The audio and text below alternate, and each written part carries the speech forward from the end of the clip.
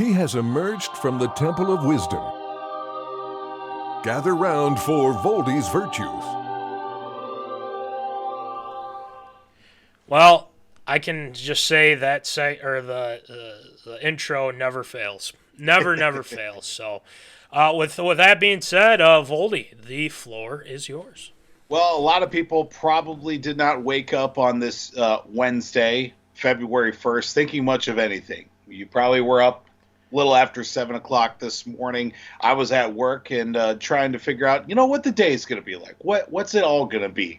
And you see the news that Tom Brady says he's retiring for good, ending his 23-year NFL football career exactly 1 year to the date where he said he was going to end his career last year. But after a 40-day period, he decides that, 22 seasons isn't enough. He's going to run it back at least one more time yet again. So with the news coming out once again, 23 NFL seasons wrapped up for Tom Brady. 7 Super Bowl titles. Obviously, we all know the numbers, with it being the Patriots and the Buccaneers. So you can see well represented behind me, on me, in front of you for you all to enjoy here today. Making and breaking records left and right along the way.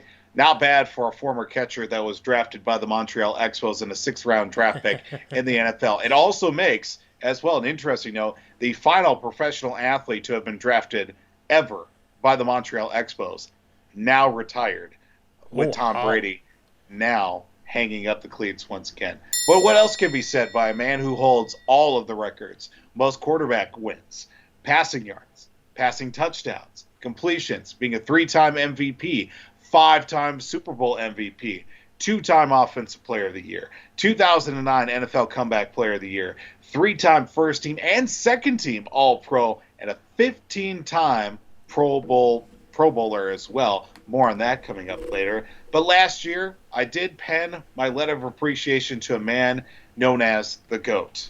I would like to read that letter once again. All right. But with an update following the 2022 season as well. So if you mind me for just a second, I'm not as good as everybody else, so I do have to pull out my tablet. Yes, it's got a child-proof case on it as well, because my son is a human wrecking ball when it comes to items and such. So.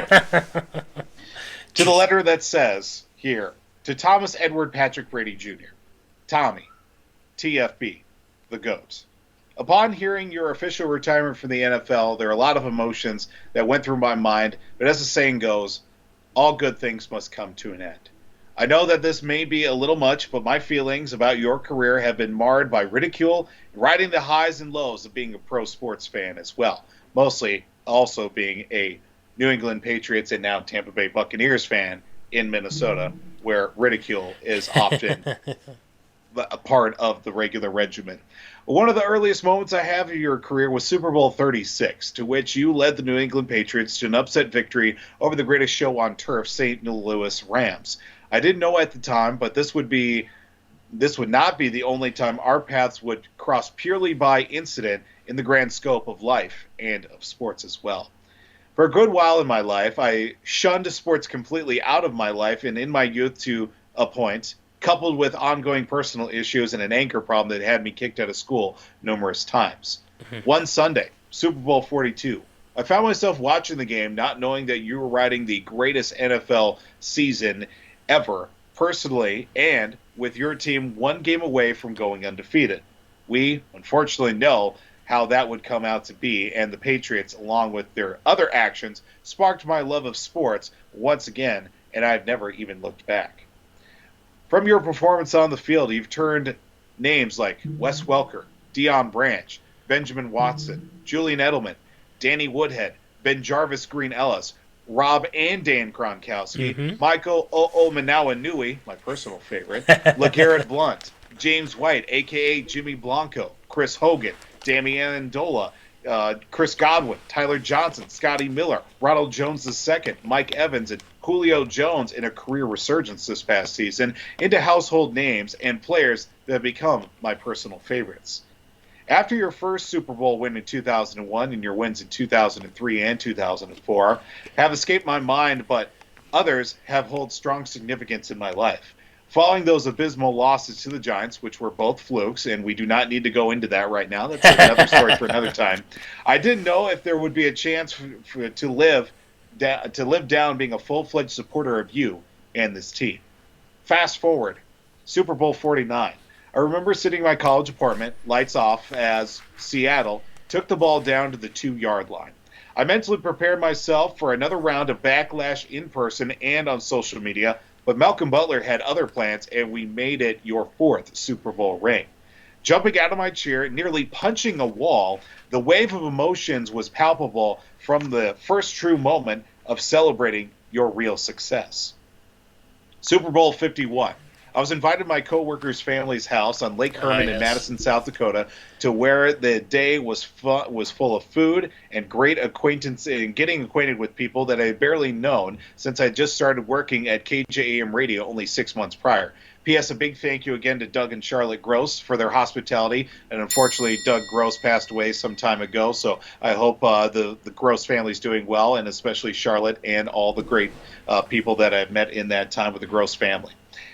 As the game kicked off, the score became more towards Atlanta. I found myself inching further and further away from the TV towards the kitchen on the other side of the room. Down 28-3 in the third, I had fully ditched your jersey, which is another one, which I have in my closet, actually, my Patriots sweatshirt, and still had on my hat with my trusted Patriots Super Bowl 49 championship long-sleeve shirt. As scoring drives for your team started to string together, closer and closer to the TV I was getting. Game-tying drive, 2-point conversion, the overtime drive. I'm on my knees in front of the television with people I barely knew watching me more than the game itself, and nothing but pure elation overwhelming every orifice of my body when James White took the sweep off the right side and inched his way to cap off the greatest victory in Super Bowl history. Super Bowl 52. We'll gloss over that one because, I wish you could have won that in my home state. I was in Madison, South Dakota, getting hammered with my wife and eating way too much bar food with friends at the greatest bar in the world, that being Sporty. Shout out to Cam Schaefer, a friend of the brand. Super Bowl 53 was another great redemption arc for the victory, besides the fact that it was a snoozer of the game. But hey, any chance to beat the Rams again is always good in my book. Moving forward to an important moment in your career. March 17th, 2019, you announced that you're leaving New England. Again, a lot of emotions and uncertainty. Finding out that you were going to Tampa Bay was an interesting notion to root for you while seeing how the Patriots would fare. On paper, there was no easy way to go on to be a real... on paper, there was no way that this was going to be a real downer for the Bucs. I had predicted that you would take the Bucs deep into the postseason, but I wasn't going to put all my eggs in one basket for how deep your playoff run would be. Your first season in Tampa, you were going on the road for every playoff game and winning. Being the first team to win a Super Bowl in your home stadium was absolutely unreal. The 2020 season was especially significant in my life as I had found out that I was going to become an uncle. And weeks later, my wife said that I was going to be a father as well. This same woman who recited the day that we had got married that she would, quote, cheer for Tom Brady in her wedding vows to me. Believe me, she's a keeper. But getting back to your season, what a year it was to watch. I'm sure you only could have predicted how your year would have gone and turned out by winning your 7th Super Bowl. The end is just the beginning. And at the end of the 2021-22 season was not the way that I sure you wanted it to finish. Whether it was you in navy and silver, red with the Patriot pad on the side of your white helmet, color rush, hashtag pewter power, I should say, or seeing the white jerseys in the Super Bowl, your presence on the field was never missed by those who watched or saw it in person. Now this is where we get into the update for the 2022 section of this letter to Tom. When I'd heard that you'd enter your retirement after just 40 days, I was confused and thought that this was going to be an interesting season, to say the least, as it was. The highs and lows of winning your first game, winning the very first NFL game in Germany with a 21-16 dub over Seattle, and the 13-point fourth quarter victory over Arizona, and the lows of losses to San Fran, Carolina and the wild card loss to Dallas. The off-the-field concerns, as we all deal with personal issues, this definitely wasn't what you had wanted out of it, I would imagine. But you made the best of it with what you had. New head coach, a revolving door at receiver, running back, and a new center at the start of the season, but you were still able to win the NFC South. Your playoff run that we had all grown accustomed to was certainly going to be a throwback to the early days of your time with the Patriots, grinding out wins and winning late, but unfortunately, this is not the case, and the season came to an early end. At the end of it all, I know that your body was feeling the wear and tear as compared to previous seasons. The work that you had put in with everything else going on around you made it work as best you could, and still leaving us with many awe-inspiring moments. To say it was bittersweet would be an understatement. It sucks that you could not go all the way and finish out a winner as you worked so hard to achieve. I have many regrets in my life, and one of them being, my only regret, I should say, was that I was never able to see you in person and play, and now, unfortunately, I will never get that chance. I know that off the field, you will keep yourself plenty busy with the Brady brand, the TB12 method, plyometrics, being a father, entrepreneur, and humanitarian, but know that your presence on the field will be missed by many, including one fan who got a jolt back into the world of sports during a difficult time in figuring out who I was and who I am in life. But know that your legacy as a winner, no matter what the naysayers say, may be put out there and is measured not just by 1, by 2, by 3, but 7. 7 Super Bowls. I don't have enough fingers. 7. 7 Super Bowls. We'll go with, what and we all get. the records that bear your name. With that being said, there's only one thing to say to you. Thank you, Tom. Hashtag, thank you, Tom. Sincerely, Paul D. Vold. That's the update that I have for the letter, but closing out Voldy's virtues as well. Sure. And again, the numbers are there. The love and the hate is also there from myself, hate from everybody else that say that obviously good and bad about him, but no one can ever take away the moments, the wins, the losses, and the glory as well. And again, thank you, Tom. That's going to do it for Voldy's virtues. There you go. I mean, you couldn't have ended it on a greater note. One thing I will say, then we'll move on here. He's probably the richest commentator now.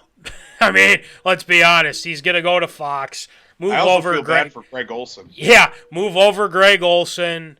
Tom's coming in. I love Greg Olson. Greg Olson is great. Well, I will say this. He is better than Jonathan Vilma, that's for sure. I think he's loads better than Jonathan Vilma. So, unfortunately for Greg Olson. But I think people want to hear from the GOAT. I'm curious to see how he does as an analysis. So I'm very, very, very curious to see how that will go down. But, I think I said this last time too, real brief here. But I was sick of the Patriots when I was younger. I was just like, God, I just hate that. It just annoys me. And then I was like, you know what? Can I just appreciate some greatness that you're seeing? Right. It's just like you gotta do that.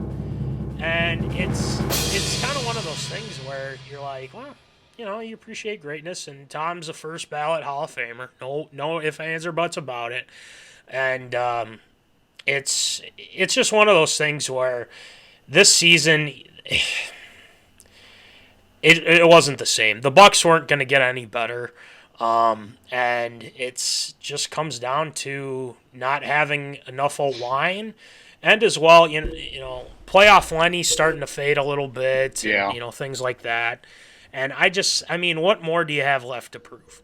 That's all I gotta say. So I don't know if it was a big thing or not, but having a defensive-minded coach like Todd Bowles, but obviously giving the reins to Byron Leftwich and crew to keep the offense going. I don't know if that really kind of played into things too, because obviously with the quarterback guru that is in his name slips my mind. Who was the coach for the Bucks last year? Arians. Yeah, Bruce Arians. Yeah. Thank you. Yeah, with Bruce Arians, obviously he was a QB coach, offensive coordinator. He's a quarterback himself. So having him and Byron Leftwich really helped out the Patriots. And look, when he was there as head coach, the 2 years that Tom was there, you win a Super Bowl, you get all the way to the divisional round. You literally lose on a last second huck and throw from Stafford to Cooper Kupp that was just playing out of his mind that season too. Yeah. Obviously you can't control that, but then you go to a defensive-minded coach with Todd Bowles. There was a little bit of a difference. Guys getting hurt, some guys not living up to the numbers that the performances they had the last 2 seasons. Obviously, they get traded away. I think a lot of that was starting to stack up on top of each other, and this is what happened. Yeah. So I'll leave. Yeah, I mean, we'll just leave it as is. He's the GOAT. Seven Super Bowls. It says a lot, and there's nothing you can let. Yeah, maybe, who knows? Maybe a month from now or 40 days from now, he comes back out of retirement, and then all of a sudden we're getting. Look, at this point, I really hope not, because I don't want to have to write a third one of these, because this was already embarrassing enough. But I will say this. This clip needs to get to Tom Brady ASAP. I don't care how it's done. I don't care who we got to reach out to. I know somebody that might know somebody who may know somebody that knows his brother-in-law, Kevin Youkilis, like seven times removed or whatever. This clip needs to get to Tom Brady so he can see it, critique. If you come on the show, let's have it out. Talk about his days, spending summers in Minnesota. Let's do it. Don't see why not. So TFB, Please, we'd like to have you on. Love to have you on. So we'll see if that ever happens. It'd be fun. It would be fun. Would be. So. We have the same likelihood of getting Kate Upton to come on the show. So. Yeah. Maybe that's up for another debate. That could be. I mean, yeah, we could. Yeah. You never know. I mean, we start with Troy, and Troy's been fantastic, and we're working on some more. So we'll see.